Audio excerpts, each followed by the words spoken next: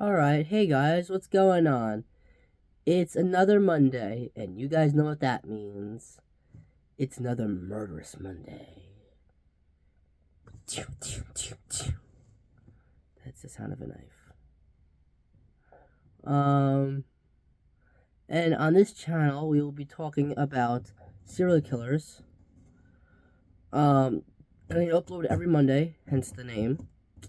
And remember, I said last week that this week's video is going to be he was a kid that basically got sentenced. Well, I thought he got sentenced to death row, but he actually got life in prison. He was the youngest person to get life imprisonment in the United States for beating up his cousin. Well, for killing his cousin. That they said that it's almost like falling out of a three-story window. That the injuries were like falling out of a three-story window, or basically getting hit by a car. So if you guys still don't know who I'm talking about, his name is Lionel Tate. Who was he? What was his early life like? And why and how did he become so evil? I will answer that and more in this video as I take you down the perspective mind of a killer. Now I won't say serial killer because I only killed one person. And you need to kill, I think, like 5 to be serial killer. And he was only 12 years old when he committed the murder. Lionel Alexander Tate, born January 30th, 1987, is the youngest American citizen ever sentenced to life imprisonment without the possibility of parole. Though this sentence was eventually overturned. In January 2001, when Tate was just 13, he was convicted of first-degree murder for the 1999 battering death of 6-year-old Tiffany Unick in Broward County, Florida. Now, I don't really know what the trigger warnings are here in this video. I guess if you do not want to hear about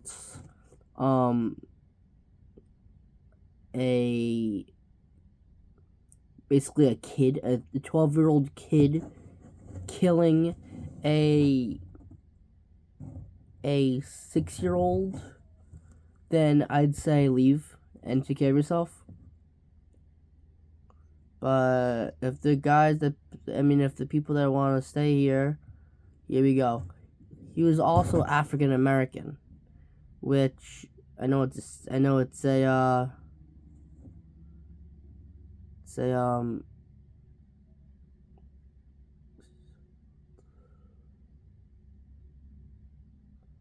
what do you call that? Stereotypical. Well, it's stereotypical, but in this case, Lionel Tate who's an African American, was bad, was evil. Now the murder. On July 28th, 1999, Tate was left alone with Unick, his cousin, who was being babysat by Tate's mother, Kathleen Grosset Tate. While the children were downstairs playing, Tate's mother called to them to be quiet. Roughly 45 minutes later, Tate came upstairs to tell his mother that Tiffany was not breathing. Her legs, feet, and neck all had serious bruises on them. An example of the amount of force used on her was similar to bruises from that of a speeding car. Her other injuries included a fractured skull, lacerated liver, fractured rib, and swollen brain. These injuries were characterized by the prosecution as similar to those she would have sustained by falling from a 3-story building. In sentencing Tate to life imprisonment, Judge Joel T. Lazarus of Broward County Circuit Court said that the acts of Lionel Tate were not playful acts as a child. The acts of Lionel Tate were cold, callous, and indescribably cruel. Now, felony murder rule. Florida statutes required the jury to convict Tate of first-degree murder, even if the jury did not believe that he intended to kill or injure anyone. All that was required was that Tate knowingly abused another child who died as a result. As any intentional act that could reasonably be expected to result in physical injury to a child is child abuse per Florida statutes. The rule for such convictions is known as the felony murder rule. The sufficient conditions of the felony murder rule were listed by the judge Joel T. Lazarus during sentencing.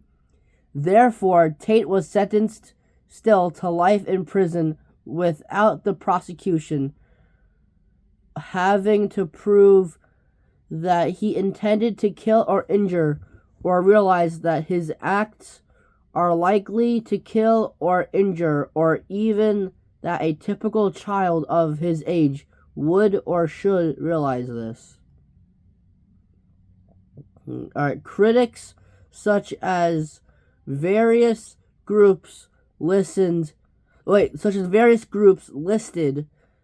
in the amicus brief attached to Tate's appeal assert that convicting pre-teen children of first-degree murder without having to prove these children intended any harm, not to mention serious injury or death, is unacceptable. Now, sentence.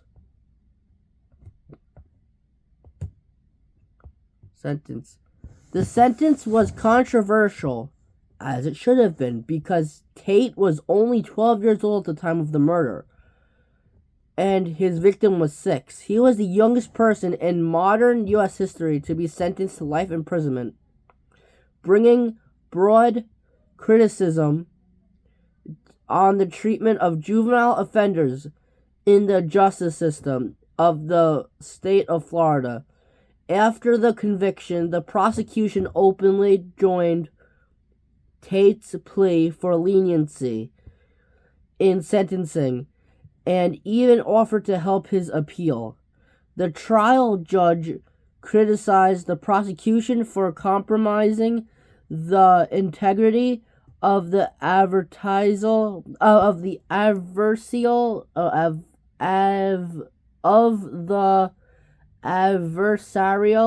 system, and said that if the prosecution felt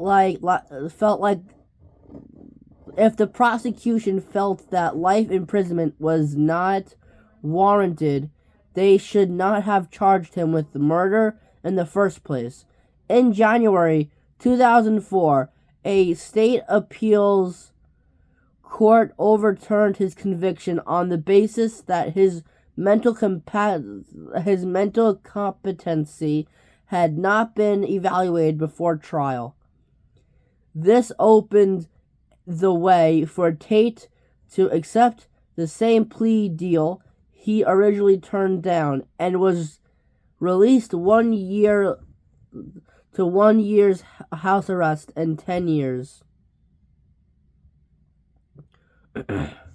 Armed robbery arrest and subsequent plea bargain.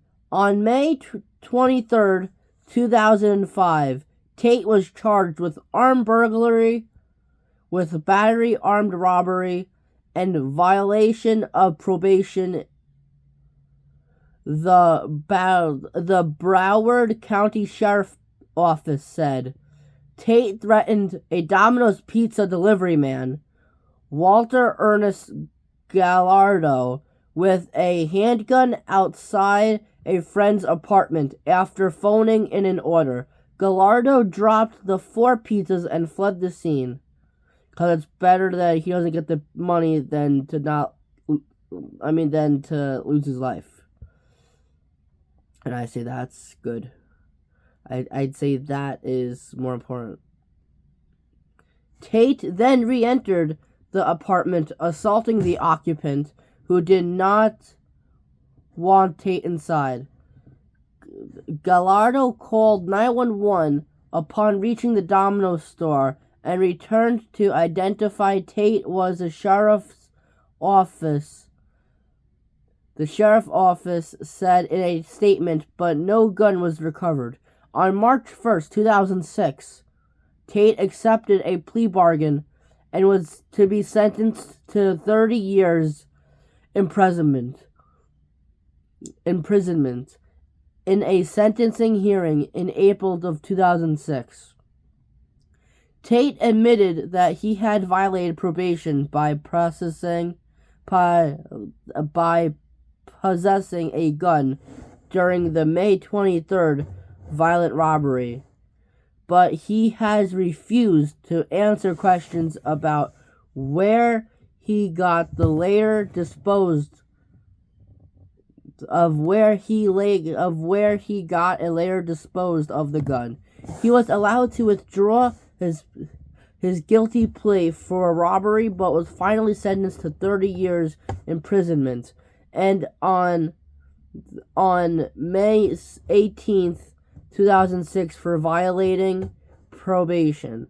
Now, on October 24th, 2007, Florida's 4th District Court of Appeal upheld that sentence. On February 19th, 2008, Tate pled no contest to the robbery and he was sentenced to 10 years in state prison. The sentence will run concurrently with his 30-year sentence for violating his probation. And Tate is currently imprisoned in the South Bay Correctional Facility. Now, my final thoughts. I heard that Lionel Tate was on death row, but it said that he was the youngest person in American history to have been life imprisonment. Now, do I think he should deserve to get life imprisonment? Well, no. I feel like because he was a juvenile, he should have deserved and should have been placed in juvie until he was 18 and then see where it goes from there. Maybe 10 years of jail. There was a case, I forgot who there were, but instead of boys, like not even teenagers, that killed their father in like the early 2000s. Now, it wasn't the Menendez brothers. It was another set of brothers. And they were released in like 2015. They were only like 10 years old when they killed them. And I mean when they killed their father, probably abuse or something of their mother, I think. Abuse of their mother or something. I mean, their father abused their mother, I think. And that's why they killed their father. And then they literally got like 10 years of like juvie or jail or whatever, and literally they're like already out. Like in 2015. And see, Lionel was only 12 when he killed Tiffany. 12 years old. Wow, he's still so young. You have your whole life ahead of you, and you're still maturing, and you do one thing wrong, and you can wind up in jail for the rest of your life. But he committed a crime and has to learn a consequence, even if it's life in prison. And before I click off this video, that's it for Lionel Tate's case. But my next video will be, he is a guy that, now, I wouldn't see the name of the trailer, because if I do, I'd basically give it away. But he brought these women,